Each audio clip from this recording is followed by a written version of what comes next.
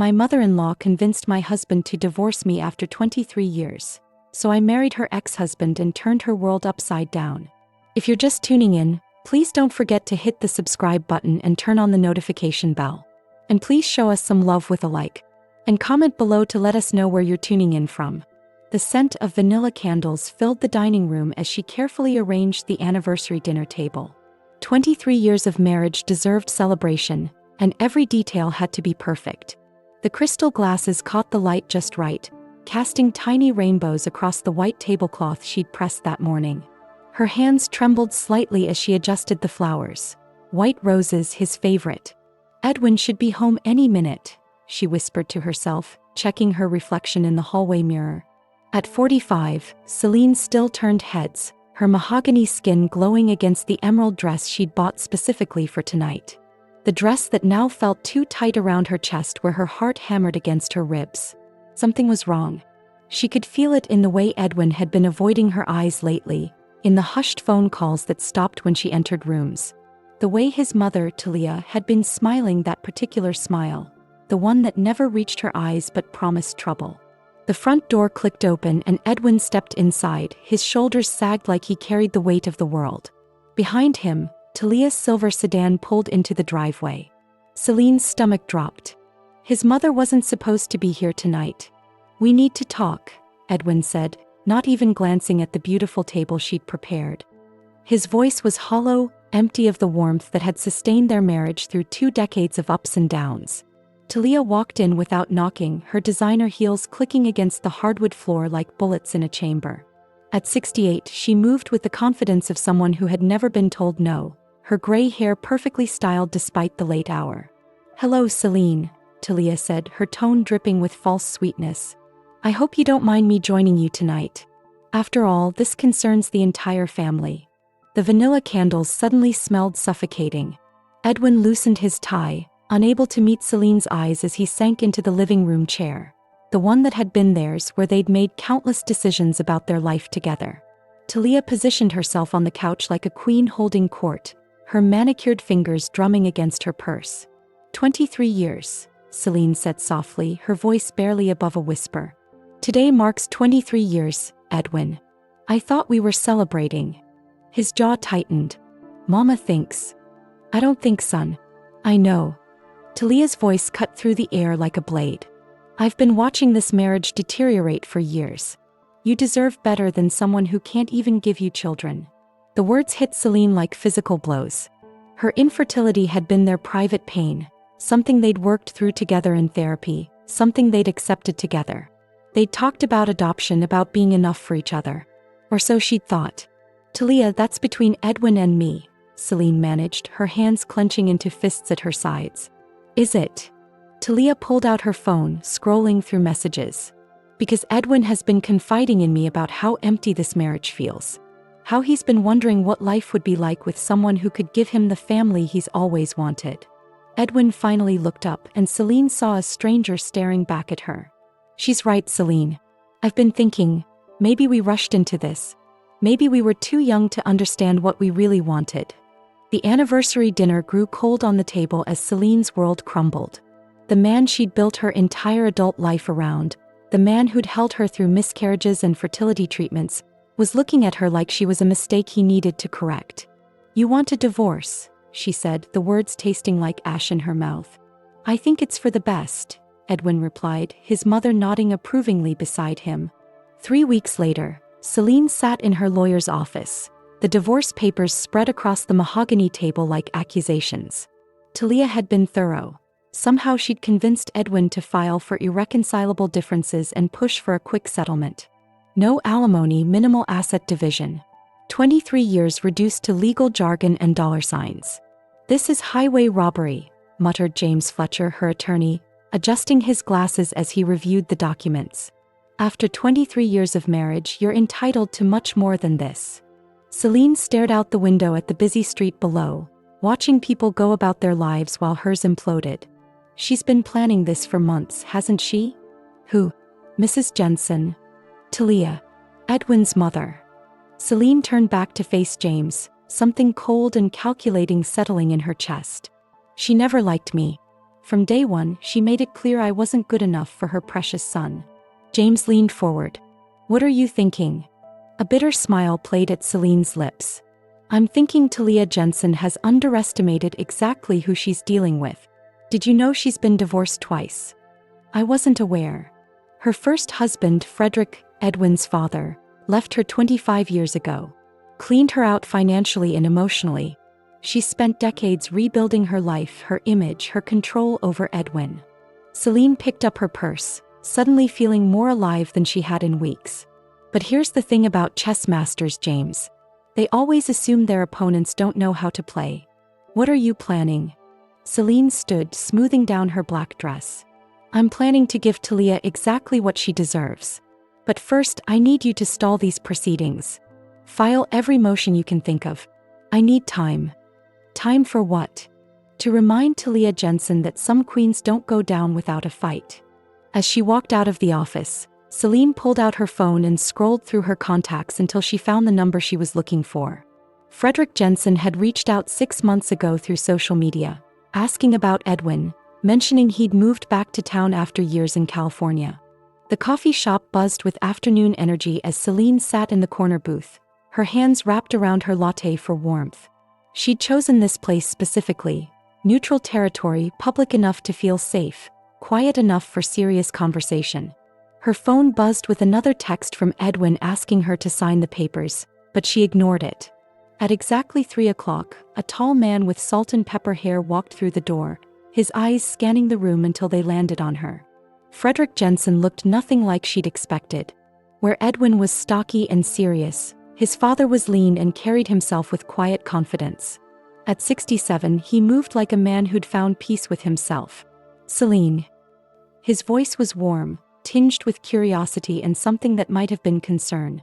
Thank you for meeting me, she said, gesturing to the seat across from her. I know this is unusual. Frederick sat down, studying her face with intelligent brown eyes. When the wife of the son I haven't spoken to in 25 years calls asking to meet, unusual doesn't begin to cover it. How are you holding up? The genuine concern in his voice almost broke her carefully constructed composure. I've been better. I assume you know about the divorce. Talia made sure I knew. Even had the audacity to call me personally to gloat. His jaw tightened. She told me she finally got rid of the obstacle, preventing Edwin from having the life he deserved. Celine's breath caught. She said that. Word for word. Said now maybe Edwin could find a real woman who could give him children. Frederick's hands clenched around his coffee cup. Talia hasn't changed a bit. Still the same manipulative woman who destroyed our marriage. Tell me about that, Celine leaned forward. Tell me how she destroyed your marriage. Frederick was quiet for a long moment, his eyes distant. Talia doesn't just want control, she needs it. She systematically turned Edwin against me, convinced him I was a failure as a father and husband. By the time I realized what was happening, she'd poisoned the well completely. And now she's doing the same thing to my marriage. Looks that way. Frederick met her eyes. The question is, what are you going to do about it? Frederick's apartment was modest but elegant, filled with books and artwork that spoke of a man who'd spent years rediscovering himself. Celine sat on his couch, a glass of wine in her hands, listening to stories about the man she thought she'd known for over 2 decades. Edwin was 8 when Talia started her campaign against me, Frederick said, settling into the chair across from her. She convinced him I was having affairs, that I didn't love him, that I was planning to abandon the family. None of it was true, but she was relentless. How did she manage it? Small lies that built into bigger ones. She'd intercept my calls, telling Edwin I was too busy to talk to him. She'd cancel plans I'd made with him, then tell him I'd bailed because work was more important. She was masterful at making me look like the villain. Celine felt sick. She's been doing the same thing to us. Planting seeds about how unhappy Edwin is, how our marriage is holding him back. The worst part. Frederick's voice grew heavy. I let her win. I was so tired of fighting, so worn down by the constant manipulation that I just left. I told myself Edwin would understand when he got older, that he'd see through her lies eventually. But he never did. No. And now she's using the same playbook on you. Frederick leaned forward. But here's what Talia doesn't know. I've spent 25 years building a life she can't touch. I'm successful, happy, and completely immune to her games. Celine set down her wine glass, her mind racing. Frederick, can I ask you something personal? Shoot. Are you seeing anyone? He raised an eyebrow. Why do you ask? Because I think I know exactly how to beat Talia at her own game. Celine stood up, pacing to the window. She destroyed your marriage and now mine. She thinks she's won, that she's got complete control over Edwin and can live happily ever after playing puppet master.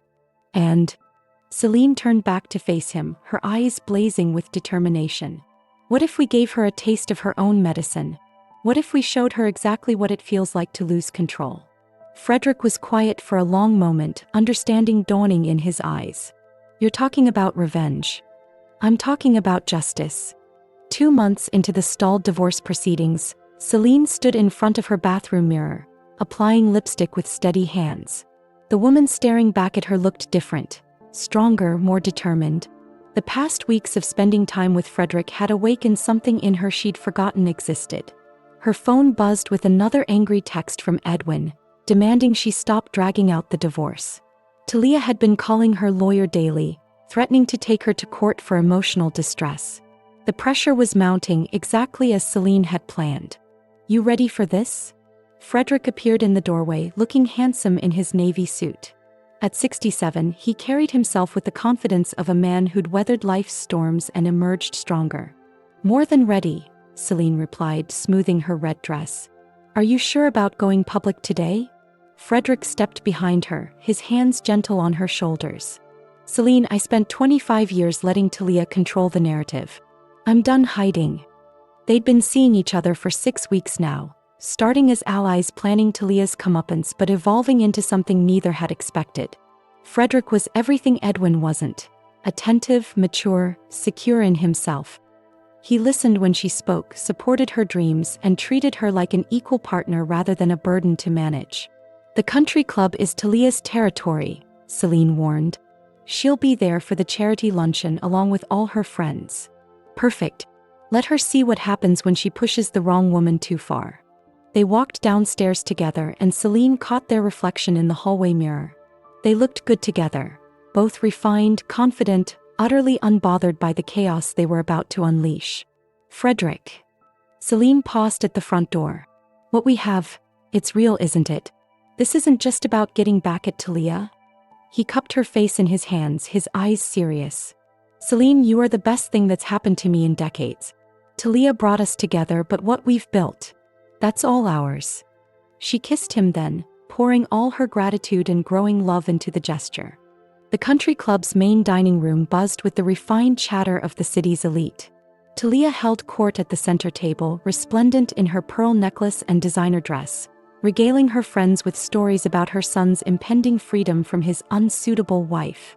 Edwin is already looking at properties closer to me, Talia was saying, her voice carrying across the room. It'll be so nice to have him nearby again, especially once he finds someone worthy of our family name. Her friend Margaret nodded approvingly. That Celine never fit in anyway. Too independent. Exactly. A woman needs to know her place, needs to understand that supporting her husband means. Talia's words died in her throat as she spotted the couple entering the dining room. Celine walked in on Frederick's arm, her head held high, looking absolutely radiant. She wore a stunning red dress that hugged her curves perfectly, her natural beauty enhanced by the confidence that seemed to radiate from her pores. But it was the man beside her that made Talia's face drain of color. Frederick Jensen looked distinguished and prosperous, his silver hair perfectly styled, his expensive suit tailored to perfection. He moved with the easy confidence of a man who'd found his place in the world, and the way he looked at Celine, protective, adoring, proud, made several women in the room turn their heads. Is that? Margaret whispered. Frederick, Talia breathed, her manicured hands trembling as they gripped her champagne glass. The couple made their way through the room, stopping to greet various acquaintances. Celine introduced Frederick as her dear friend, but the intimacy between them was unmistakable. They moved together like dancers who'd found their rhythm, comfortable and connected. Finally, inevitably, they approached Talia's table. Talia, Frederick said pleasantly, you look well. Prosperity suits you. Talia's mouth opened and closed like a fish out of water. Frederick. What are you doing here? Having lunch with a remarkable woman, he replied, his hand finding the small of Celine's back. You remember Celine, don't you? Your soon-to-be former daughter-in-law. Talia's carefully constructed world began cracking the moment Celine and Frederick sat down at the table directly across from hers. Every eye in the dining room was now focused on the unfolding drama, the charity luncheon forgotten in favor of this real-life soap opera. This is inappropriate, Talia hissed, her voice low but venomous. Celine, you're still married to my son. Technically, yes, Celine replied calmly, cutting into her salmon with precise movements. But since Edwin has made it clear he wants out, I've been exploring my options. And I must say the options are quite appealing. Frederick chuckled, the sound warm and genuine. Talia, you always did have trouble accepting when your plans didn't work out exactly as you envisioned. Pie plans. Talia's voice rose slightly, causing other diners to glance their way. I'm protecting my son from a marriage that was clearly a mistake.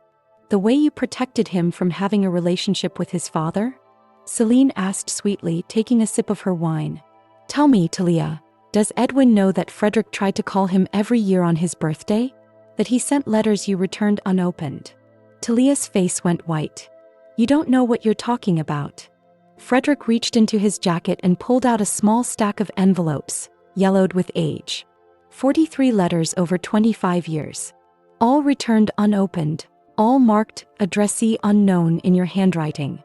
Edwin had a right to know his father cared about him, Celine continued, her voice gaining strength. Just like he has a right to know that you've been manipulating his emotions about our marriage for months. You can't prove that. Celine smiled, pulling out her phone. Actually, I can. You see, Talia, you made one crucial mistake. You assumed I was the same naive young woman Edwin married 23 years ago. But grief and betrayal have a way of sharpening a person's focus. She pressed play on a recording app and Talia's voice filled the air. Edwin has been confiding in me about how empty this marriage feels. How he's been wondering what life would be like with someone who could give him the family he's always wanted. The recorded conversation continued playing, each damning word falling like hammer blows on Talia's reputation. Her voice, crystal clear through Celine's phone speaker, revealed the calculated manipulation she'd been orchestrating for months. You need to plant the seeds gradually, Edwin. Make her feel like the failure she is. A real woman would have given you children by now. Margaret and the other women at Talia's table exchanged shocked glances, their faces reflecting a mixture of scandal and revulsion. The conversations at nearby tables had stopped entirely, the room hanging on every word of the recording. She's barren, son. Broken. You deserve someone whole, someone who can give you the legacy our family deserves. Talia lunged across the table, grabbing for Celine's phone. Turn that off. You recorded private conversations. In my own home, Celine replied calmly, pulling the phone out of reach. Which is perfectly legal. Unlike fraud, manipulation, and intentional infliction of emotional distress. Frederick placed a protective hand on Celine's shoulder. Talia, you haven't changed a bit. Still destroying families to feed your need for control. This is different, Talia snarled, her composed facade completely shattered. She trapped Edwin. The way I supposedly trapped you? Frederick's voice was quiet but deadly. The way I was apparently such a terrible husband and father that you had no choice but to poison our son against me? The recording had stopped, but the damage was done. Talia's carefully cultivated image as the refined matriarch was in ruins. Her friends were staring at her with barely concealed disgust, and whispers were already spreading throughout the room. You want to know the truth about your precious Talia? Frederick addressed the entire room now, his voice carrying easily across the shocked silence. 25 years ago, she systematically destroyed my relationship with my son because she couldn't bear to share control. She intercepted phone calls, returned letters, and filled an 8-year-old boy's head with lies about his father. Talia's hands shook as she reached for her purse. I won't sit here and listen to this character assassination. Neither will I, Celine stood gracefully. Which is why I'm taking legal action. James Fletcher's law office had never felt more like a war room. Legal documents covered every surface, evidence files stacked high on the conference table. Celine sat across from Edwin, who looked like he'd aged 5 years in the past week. Talia sat beside him, her usual imperious demeanor replaced by barely contained panic. "Let me make sure I understand this correctly," Edwin said, his voice hoarse from stress. "You're suing my mother for emotional distress?" "Intentional infliction of emotional distress, fraud, and interference with marital relations," James corrected, adjusting his glasses. "Your wife has documented evidence of a sustained campaign designed to destroy your marriage." "That's ridiculous," Talia interjected, but her voice lacked its usual conviction. "I was trying to help my son see that his marriage was unhappy. By lying to him about his wife's fertility treatments," Celine said quietly. "By telling him I was holding him back when I've supported every decision he's made for 23 years. By convincing him that our love was somehow defective." Edwin looked between the two women who had shaped his adult life, confusion and pain written across his features. "Mama, the recording. Did you really say those things?" Talia's silence spoke volumes. "And there's more," James continued, sliding a thick folder across the table. "We've discovered that Mrs. Jensen has been in contact with several divorce attorneys over the past 6 months, shopping for the most aggressive representation to ensure minimal asset division for her son's case." "That's called being a good mother," Talia snapped. "It's called premeditation," Celine replied. "You planned this divorce before Edwin even knew he wanted one. You planted the seeds, nurtured his doubts, and then guided him toward the exact outcome you'd already orchestrated." Edwin picked up the folder with trembling hands, scanning the documents inside. His face grew paler with each page. "Mama, you hired private investigators to dig up dirt on Celine? I was protecting you.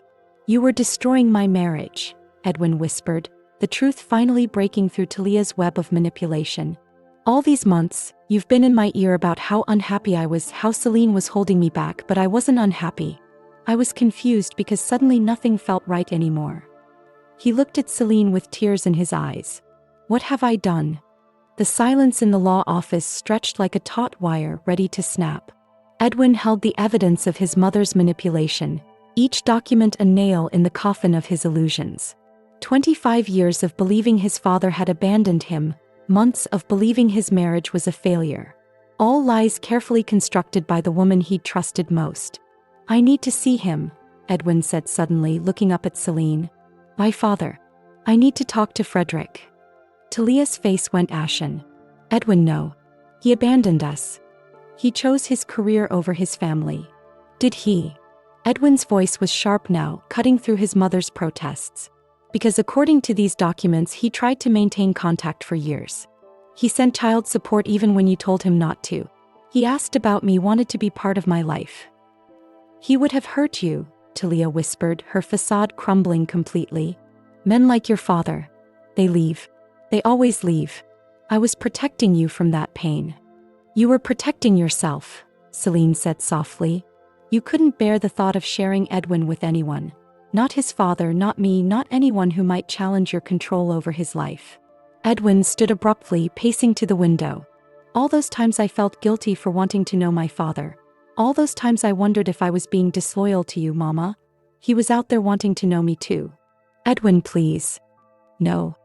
He turned back to face them, and Celine saw a strength in him she'd never witnessed before. "I'm done. I'm done letting you make my decisions for me. I'm done believing your version of everyone else's motives." He looked at Celine, his eyes filled with regret and something that might have been hope. "Is it too late? Can we try to fix this?" Celine felt her heart breaking all over again. The man she'd loved for 23 years was finally standing up to his mother, finally seeing the truth, but the damage had been done. She thought about Frederick, about the peace she'd found in his arms, about the future they'd begun planning together. "Edwin," she said gently, "some things can't be unfixed. Some trust, once broken, can't be repaired. But I love you. I've always loved you. I know you have. But love isn't enough when it comes with conditions, when it can be manipulated by outside forces."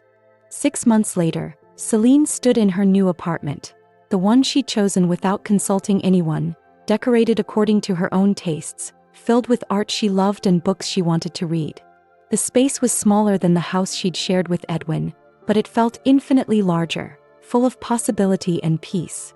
Frederick emerged from the kitchen carrying 2 cups of coffee, his hair still mussed from sleep. At 67, he moved with the easy confidence of a man who'd found his place in the world, and the way he looked at her, like she was a gift he never expected to receive, still made her heart flutter. "The divorce was finalized yesterday," she said, accepting the coffee gratefully. Edwin signed everything. No contest, fair division of assets, and Talia agreed to stay out of any future legal proceedings. How is he handling it? Celine considered the question. Over the past months, Edwin had been slowly rebuilding his relationship with Frederick, confronting 25 years of lies and manipulation. It was painful work but necessary. He's learning who he is outside of his mother's influence. It's not easy, but he's getting there. And Talia? Still playing the victim. She's convinced herself that she was protecting Edwin from people who would hurt him. She can't see that she was the one causing the damage all along. Frederick set down his coffee and pulled her into his arms. "Her loss is my gain. I get to have the most incredible woman in the world, and she gets to live with the consequences of her choices." Celine melted into his embrace, still amazed by how right this felt. "Do you ever wonder what would have happened if Talia hadn't orchestrated the divorce? If Edwin and I had worked through our problems on our own?" "Every relationship faces challenges," Frederick said thoughtfully. "But yours faced something more: active sabotage from someone who should have been supporting you both. Maybe you and Edwin could have survived regular problems, but manipulation of that magnitude? It poisons everything." A knock at the door interrupted their conversation. Celine opened it to find Edwin standing in the hallway, looking nervous and uncertain. "Hi," he said softly. "I hope it's okay that I came by. I needed to tell you both something." Edwin stood in Celine's living room, looking older than his 47 years but somehow more grounded than she'd seen him in decades.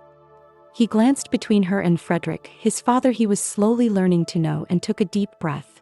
"I've been going to therapy," he began, his hands clasped tightly in front of him.